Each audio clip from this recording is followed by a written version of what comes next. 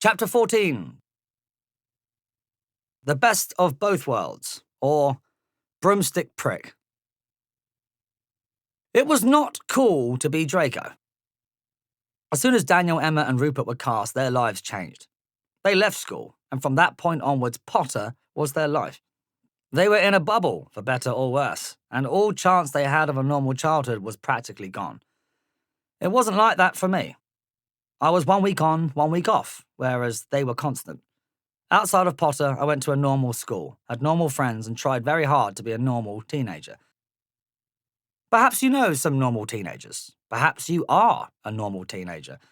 If so, you'll know that being marked out as odd is not a good thing. So yeah, with my bleached hair and my regular absences from the classroom, it was not cool to be Draco. To plenty of people in the school corridors, I was the Harry Potter wanker. I was the broomstick prick.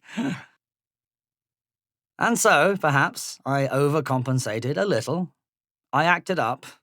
My prepubescent cheekiness developed into something more disruptive. Remember that I'd moved from an exclusive school where academia was the be-all and end-all to a normal school where your coolness rating depended upon your ability to source cigarettes or your prowess on the skateboard or BMX. I started smoking, and I've already told you about my escapade in HMV. I wasn't the naughtiest kid in the school, not by a long way, but I did feel the need to offset my other life with a bit of normality. I was routinely late for school and forever bunking off PE or disappearing on my bike to get some sweets. Often, I got away with it. My schedule was changeable.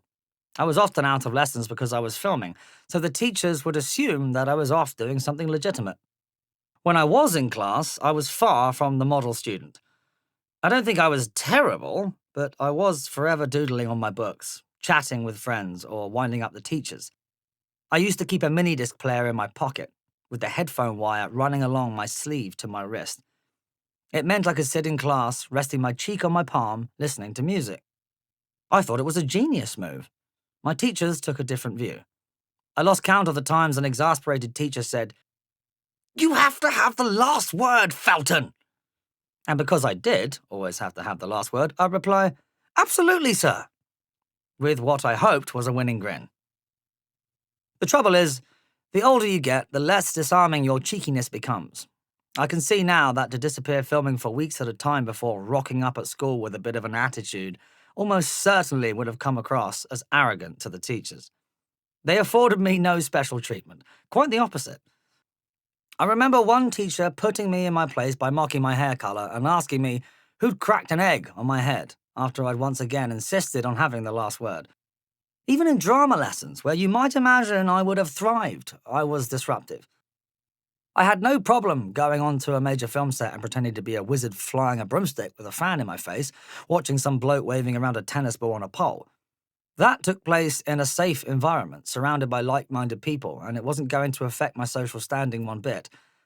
But to act in a drama class in front of lots of other teenagers who laugh at you if you get it wrong, and even if you get it right, that was a completely different kettle of fish. My defenses went straight up. No doubt it outwardly looked like regular teenage disdain. I'm sure my teachers thought I was giving them the full Draco, but it was more complicated than that. I flunked drama with a series of Ds, although that didn't stop one drama teacher asking me, tongue-in-cheek, if I could get him a part in the films. So I failed to earn the enduring respect of my teachers during my time at school, with perhaps one exception. Every school child needs a Dumbledore in their life. For me, it was Mr. Payne, the headmaster.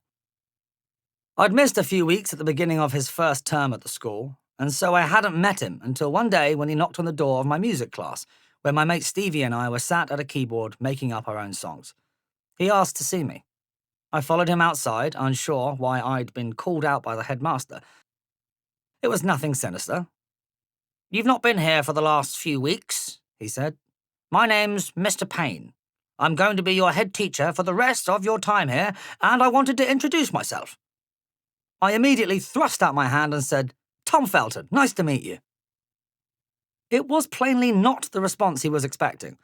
It was the response of a kid used to spending a lot of his time in the company of adults, someone with one foot in a different world. the response of a kid trying to disarm him. He could easily have dismissed that gesture or found it thoroughly inappropriate, but he didn't. After a moment's hesitation, he shook my hand and smiled.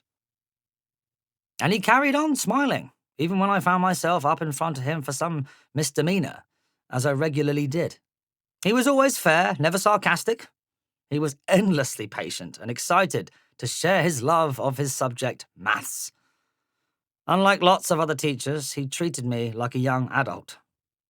Perhaps he understood that my behavior came not from a desire to make anybody else's life difficult, but from an unconscious need to impose some normality into my existence. Maybe he was just a nice guy. All I know is that he had an anchoring effect on my life back then. I've often thought that I'd like to go back and repeat that handshake as an adult. If you're reading this, Mr. Payne, thank you. Normality was the goal. It wasn't always achievable.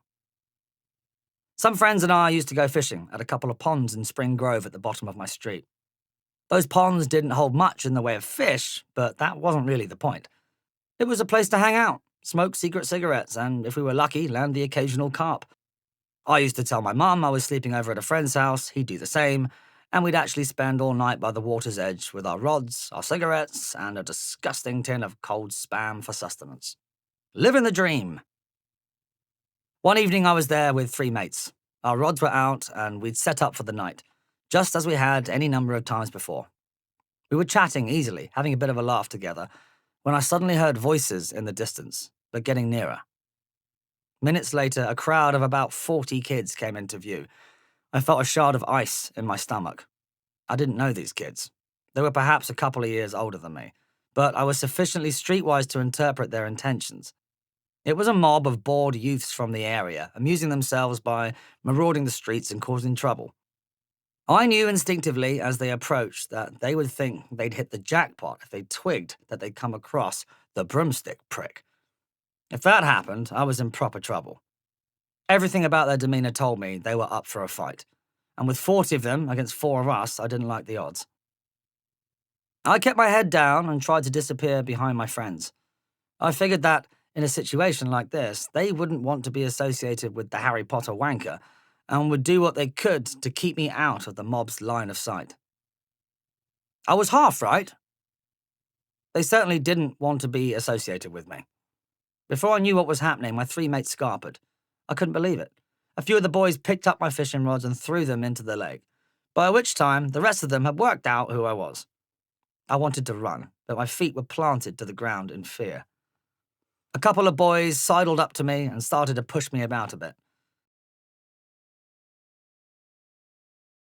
They both had lit cigarettes in their hands, and they poked the burning ends into my face, much to the crew's amusement. It sounds dramatic. It was dramatic. But far worse was the suppressed threat of violence that seemed to hum around the mob. Even if I found the strength to run, they'd be all over me, grabbing clumps of my bleached hair and grinding my face into the dirt. The wider group moved ever closer to me. I tried to step back. They kept advancing as I slipped and staggered in the mud and prepared myself for what was to come. And then, from somewhere behind me, I heard the screech of a car braking hard. I glanced anxiously over my shoulder and saw the tiny Peugeot owned by my brother Chris. I hadn't called him. He didn't know where I was or that I was in trouble. He'd turned up completely by chance, and I'd never been more pleased to see anyone in my life. He climbed out of the car and found himself immediately surrounded by a few of the crew. Chris is quite a presence, with his shaved head and his earrings, and his arrival had an immediate impact on the gang. They sheepishly lost interest in giving me a hard time, allowing me to stagger further back and put some distance between us. Chris approached. Words were exchanged. I couldn't hear what he said in his quiet voice. To this day, I don't know. All I do know is that a minute later, the gang had buggered off. Who knows? Maybe I'd have attracted that kind of aggro even if I wasn't the wizarding wanker. But there's no doubt that my bleached hair and claim to fame made me more of a target. If Chris hadn't turned up at just the right moment, it could have ended very differently. I learned from that incident and others to be careful. My life was good. but it was also occasionally scary. When I was 15, someone stole my bike, my prized possession Kona Deluxe, from the school bike shed. Whoever took it left a note saying, "We know where you live. We've got our eyes on you, and we're going to kill you." I don't suppose whoever wrote that really meant it. More likely, it was just a misplaced attempt at bravado, but it was a terrifying message to receive, and for some time I was petrified that I would run into a nutter who would carry out the threat. I developed a kind of spidey sense, an inbuilt radar that told me I was about to be recognized and a situation had the potential to kick off. I remember standing in line to get into an under-18 nightclub in Guildford that my friends had coaxed me to come along to, head down, eyes to the floor, because I knew it would only take one person to say, "Hey, are you?" And the dominoes would start to fall and my evening would take a distinct turn for the worse. Half of me thought it would be fine. The people queuing up outside the club were definitely not the types to be into Harry Potter, if you get my drift. But even so, as the line became a little rowdier and the elbowing a little more frequent, the spidey sense kicked in, and I knew I had to get out of there. I'd learned from past experience that this was not a good environment for me. I decided that I could forego an evening in the nightclub for a quiet life. Collar up, head down, without explanation, I left for home. As I said, it was not cool to be Draco. But here's the thing. Looking back at my Muggle life, the good experiences outweighed the bad. I am pleased to have spent at least some of my time in that normal school with normal people having, by and large, a normal experience. I'm pleased to have had the sarcastic teachers and the classmates who couldn't give two hoots about my other life. Part of me is even pleased about the cigarette butts in the face. They were all part of the regular rough and tumble of a normal childhood. At the very least, they were not part of the cloistered upbringing I could easily have had forced upon me.